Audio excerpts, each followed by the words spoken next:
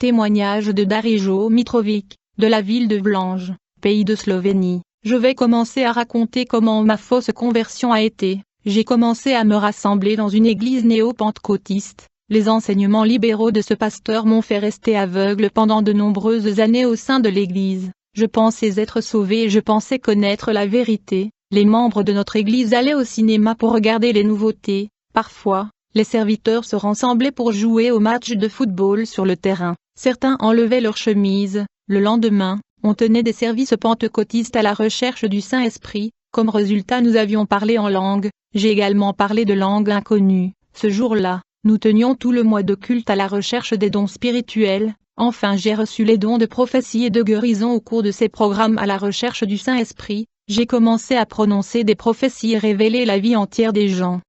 J'ai guéri les malades avec l'imposition des mains, mais pourtant je n'avais pas quitté le monde et les plaisirs de ce monde. Je jouais au football et j'étais accro au cinéma. J'étais une personne qui se disputait avec les autres frères au sujet du travail, et je me battais avec mes adversaires. J'ai même agressé ma femme à plusieurs reprises en voulant imposer mon autorité. Heureusement, ma femme ne m'a jamais divorcé. Elle n'était pas évangélique, mais elle savait donner un meilleur témoignage de sa vie par rapport à moi qui prétendais être disciple de Jésus-Christ. Bien que j'allais à l'église et parlais en langue, et bien que j'ai guérissé les gens, toutefois je n'étais pas converti, parce que je ne connaissais pas la vérité qui pouvait me libérer, jusqu'à ce que Dieu intervint et toucha ma vie. En conséquence, j'ai perdu mon travail et je suis tombé malade. En fait, je prêchais que les chrétiens qui sont au chômage et vivent une vie misérable n'ont pas Dieu dans leur vie, et les chrétiens malades.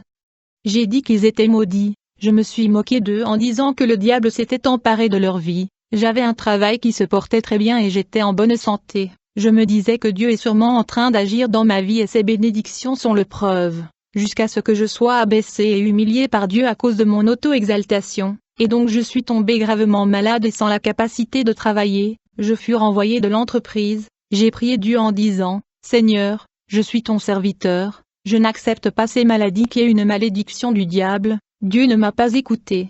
Je me suis évanoui et ma femme a pris soin de moi. J'étais alitée et trop faible pour me lever. Je ne pouvais marcher qu'avec l'aide de ma femme. Elle m'a emmené à l'hôpital. Mais ma maladie était cachée à l'intérieur de mon corps et les médecins n'ont pas pu en trouver la cause. J'avais peur de savoir que la maladie était surnaturelle parce que les médecins n'avaient pas trouvé la cause. J'ai prié Dieu de m'abaisser pour la première fois en sa présence. J'ai dit, « Seigneur, si j'ai péché, pardonne-moi, soulève-moi de ce lit et souviens-toi des dons que tu m'as donnés pour faire ton travail. » Jésus dans ses robes blanches comme la neige qui brillait d'une couleur blanche m'est apparu, s'approchant de mon lit. Il a baissé la lumière pour que je puisse le voir. Son visage sérieux n'approuvait pas mon attitude. Il a dit, « Je ne t'ai jamais fait de don, tu n'as jamais été mon serviteur, tu n'as jamais fait ma volonté. » J'ai dit, « Seigneur, ne te souviens-tu pas que j'ai prié le Seigneur et reçu le don des langues, puis des prophéties et des guérisons ?»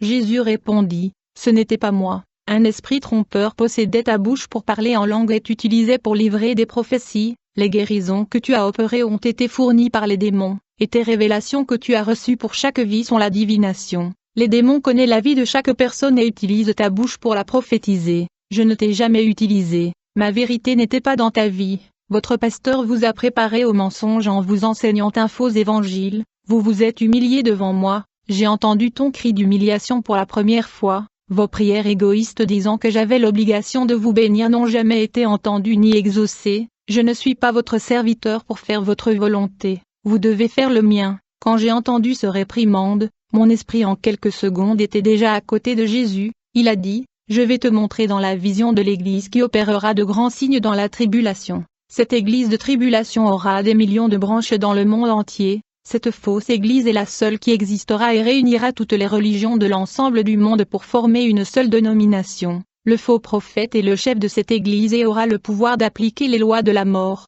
en tuant des gens qui ne suivent pas la bête. Ce sera une Église totalement idolâtre pleine de miracles et de remèdes. Les images de cette Église parlera et même guérira tous ceux qui les touchent. Cette Église aura le pouvoir d'intervenir et de supprimer la liberté des gens. Le pouvoir que cette Église aura dans la vie des gens a été donné par la bête à cause de l'alliance entre le faux prophète et l'antéchrist. Ces deux personnes commanderont le monde dans la grande tribulation, la religion commandée par le faux prophète qui est la bête qui est venue de la terre, et la politique commandée par l'antéchrist qui est la bête qui est sortie de la mer. La Bible dit, Puis un de 7 anges qui tenait les 7 coupes vint me parler et dit, « Viens, je te montrerai le jugement de la grande prostituée qui est assise sur les grandes eaux. C'est avec elle que les rois de la terre se sont livrés à l'immoralité, et c'est du vin de sa prostitution que les habitants de la terre se sont enivrés. » Alors il me transporta en esprit dans un désert et je vis une femme assise sur une bête écarlate, couverte de noms blasphématoires et qui avait 7 têtes et 10 cornes. Cette femme était habillée de pourpre et d'écarlate et parée d'or, de pierres précieuses et de perles. Elle tenait dans sa main une coupe d'or remplie d'abominations et des souillures de sa prostitution. Sur son front était écrit un nom, un mystère, Babylone la grande, la mère des prostituées et des abominations de la terre. Je vis cette femme ivre du sang des saints, du sang des témoins de Jésus. En la voyant, je fus saisi d'un grand étonnement. Dans la vision, j'ai vu l'esprit de la bête s'élever des profondeurs de la terre, du plus profond abîme infernal, et l'autre esprit de la bête monta des profondeurs de la mer. Je crois que ces 2 bêtes ont émergé dans l'abîme de l'enfer. L'esprit de l'Antichrist est allé au Moyen-Orient et a gagné toute l'Asie. Le peuple d'Israël et les musulmans ont accepté la bête comme roi. Cet homme a présenté la religion antichrétienne qui est apparue sous l'apparence de la charité et très attrayante. La fausse apparence de bonté offrait au peuple toute iniquité et abomination. Il n'a pas combattu le mal mais a renforcé le péché. Cette fausse religion a créé 2 dieux physiques que les gens pouvaient voir et parler. Le faux prophète a fait plier la population mondiale devant lui et l'Antéchrist. Cette religion était la plus idolâtre de tous les temps et opérait autant de signes que le monde n'avait jamais vus auparavant. Pas même les églises de notre temps ont fait autant de miracles que j'ai vus dans la vision. Les faux prophètes de notre époque seront trop petits dans les opérations de guérison par rapport à cette religion qui viendra soumettre le monde. L'Antéchrist sera un homme stratégique et conduira toutes les religions en une seule religion, à laquelle le faux prophète sera le plus grand chef religieux de tous les temps. Le monde pris par la religion implantée par l'Antéchrist sera marqué de son signe. Cette marque fera que beaucoup soient la propriété de la bête, et des milliers et des millions de démons seront libérés pendant cette période pour travailler dans l'église du faux prophète. La Bible dit, « Puis je vis monter de la terre une autre bête, qui avait 2 cornes semblables à celles d'un agneau, et qui parlait comme un dragon. Elle exerçait toute l'autorité de la première bête en sa présence, et elle faisait que la terre et ses habitants adoraient la première bête, dont la blessure mortelle avait été guérie. Elle fit que tous ceux qui n'adoreraient pas l'image de la bête fussent tués, et elle fit que tous, petits et grands, riches et pauvres, libres et esclaves, reçussent une marque sur leur main droite ou sur leur front, et que personne ne put acheter ni vendre, sans avoir la marque, le nom de la bête ou le nombre de son nom. J'avais peur de voir plusieurs cultes de l'ombre sombre envahir la terre. Tous les gens qui sont allés dans leurs églises n'étaient pas fidèles à Dieu, leurs congrégations ont conservé le même nom que la dénomination fondée par leur pasteur, mais dans la tribulation celui qui était vénéré dans le temple était la bête, sa statue était dans toutes les églises terrestres qui étaient des lieux de culte devant Dieu. Tous les chrétiens qui avaient renié Jésus étaient dans les temples, soumis à la plus grande autorité de la terre, le faux prophète. L'immoralité atteint un niveau élevé selon lequel chaque type de péché était considéré comme normal. Les vies spirituelles du peuple ont été empoisonnées par le système religieux de la bête. Les gens étaient spirituellement morts à travers l'enseignement, l'adoration et l'idolâtrie des dogmes de la bête. Le Saint-Esprit ne travaillait plus dans la vie des gens à cause de la pourriture du péché. La soumission du peuple à l'enseignement antichrétien a poussé le Saint-Esprit à s'éloigner d'eux. Le Saint-Esprit était avec ceux qui avaient le sceau de Dieu et restait caché. La fausse Église a causé la mort spirituelle de presque toute la population mondiale. Il n'y avait plus d'église évangélique pour adorer Jésus. Les temples ont été envahis par les images de la bête. Les vrais adorateurs adoraient Jésus dans des endroits secrets, et les grands signes, les guérisons, les apparences étranges et les langues avaient lieu dans les temples des adorateurs de la bête. Tout cela s'est passé sans la présence du Saint-Esprit, des millions de personnes adorant le culte, plusieurs églises ouvertes, mais les élus de Dieu n'étaient pas là. Car Satan a usurpé l'autel du culte en prenant la chair de ces dénominations en les profanant avec leurs ordures. Le peuple de Dieu a perdu sa liberté et a prêché la parole cachée de Dieu. Ce qui m'a été révélé, c'est que le système religieux mondial régnera sur terre, et qu'aucune autre religion ne se tiendra devant cette organisation gigantesque, qui écrasera le monde et anéantira toutes les religions de la terre. Jésus m'a dit, écris tout ce que tu as vu et vu sur terre. En entendant tout le plan diabolique exécuté sur terre, une force m'a sorti de l'enfer. J'ai rencontré Jésus, il m'a montré dans une vision de ce que sera le millénaire. La terre a commencé à être verte, les fleurs, les plantes et les arbres ont poussé dans des endroits secs et stériles, même dans le désert, l'herbe poussait et l'eau montait. La ville de Jérusalem ressemblait au jardin d'Éden avec ses belles fleurs et ses arbres chargés de fruits. Il y avait des variétés de fruits, l'eau propre n'était pas polluée. Le peuple d'Israël était heureux sur cette terre qui est le véritable éleveur de lait et de miel. Tout le monde a adoré Jésus alors qu'il descendait rendre visite aux gens sur la terre. Jésus a quitté ses représentants à Jérusalem, puis est monté au ciel. L'espérance de vie est passée de 200, 300, 500 et 800 ans. Les morts étaient naturels, car l'ange de la mort n'a pas encore été jugé. Apocalypse 20h14, et la mort et l'enfer furent jetés dans l'étang de feu. Ce sera quand la mort sera annihilée de la terre et que personne d'autre ne pourra mourir. Dans le millénaire, il y aura des décès et aussi de nouvelles naissances. La vie abondante était partout sur la planète, ceux qui sont morts sont montés au ciel. Leur indice de développement de la vie était si élevé qu'un homme de 200 ans a engendré une multitude d'enfants pour remplir la terre. La population du peuple d'Israël était presque détruite. Tous les infidèles étaient morts. Seuls les restes vivaient à cet endroit. Une femme de 100 ans était très fertile et elle a donné naissance à de nombreux enfants pour récompenser la mort du peuple israélien lors des tribulations. Le désert a commencé à produire des arbres et des plantes qui guérissent les maladies.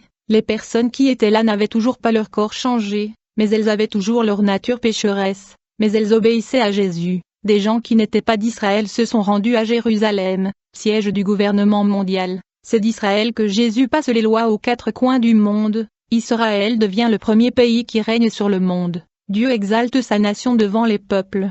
Ses promesses de faire d'Israël une grande nation sont remplies. Les lions mangeaient de l'herbe. Tous les animaux carnivores devenaient végétariens. Les serpents n'avaient plus de poison. Les gens ont joué avec les lions et les serpents. Ils ont nagé avec les crocodiles. La nature était en harmonie. Le climat n'était pas désorganisé et inversé comme aujourd'hui. Ce qui est planté, donné et tout nourri du fruit de la terre. L'argent et la monnaie créés par l'homme ambitieux, les banques et les marchés destinés aux financiers ont été détruits. La terre a tout donné en remplaçant le marché et les banques. Gold, Jasper of God, a remplacé le papier-monnaie. Quand les gens pleuraient, ils étaient heureux de voir Jésus descendre du ciel vers eux. Frères, mon esprit a traversé la Jérusalem millénaire, c'est quelque chose de merveilleux. Sur la Jérusalem terrestre, il y avait une ville d'or flottante qui était au-dessus des nuages. Le peuple d'Israël a vu cette ville, il est dans l'univers, juste au sommet de notre planète. C'était loin de considérer la hauteur de l'univers sur Terre, mais son éclat était aussi resplendissant que le soleil.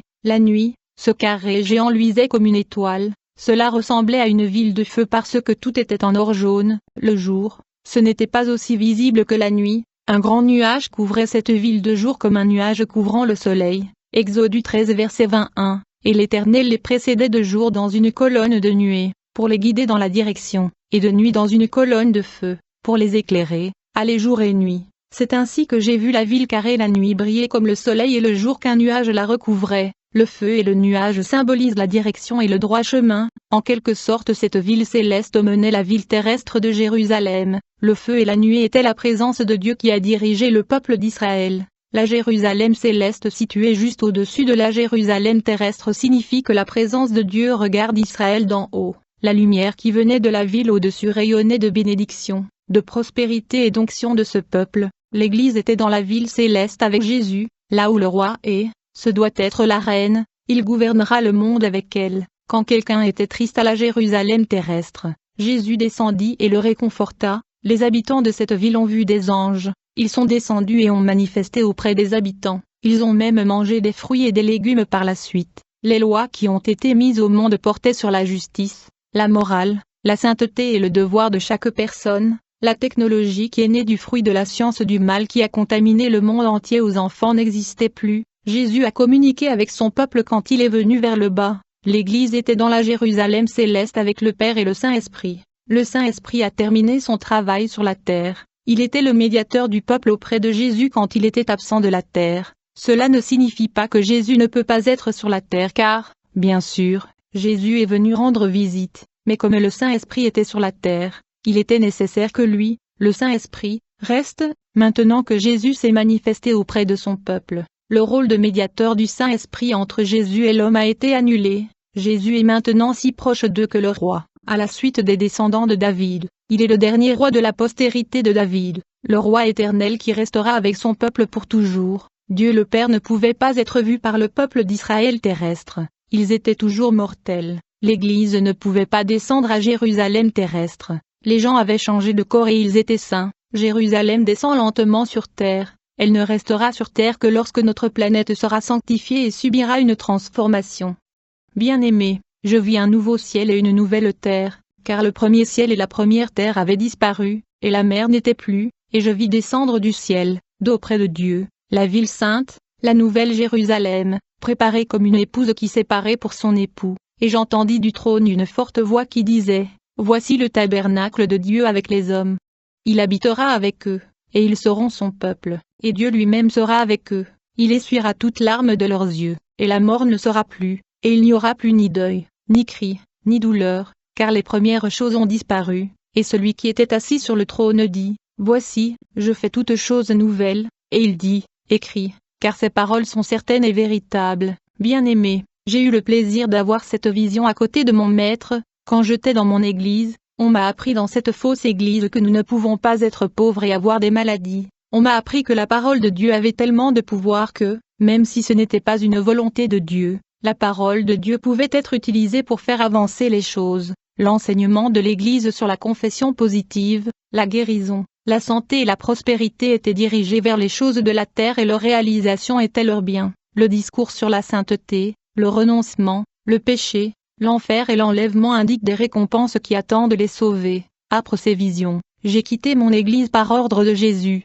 Rien n'a été ajouté dans ma vie spirituelle, et vous, qui êtes rassemblés dans des églises néo-pentecôtistes, vous les quittez, car ils vous mèneront en enfer. J'ai été trompé par leur doctrine. J'ai chassé les démons en pensant que j'ai l'autorité de Jésus. Il m'est apparu et m'a montré dans une vision comment était ma vie. J'étais enchaîné de la tête aux pieds. Il m'a dit, « Regardez votre situation, comment pouvez-vous chasser les démons si vous êtes emprisonné par eux?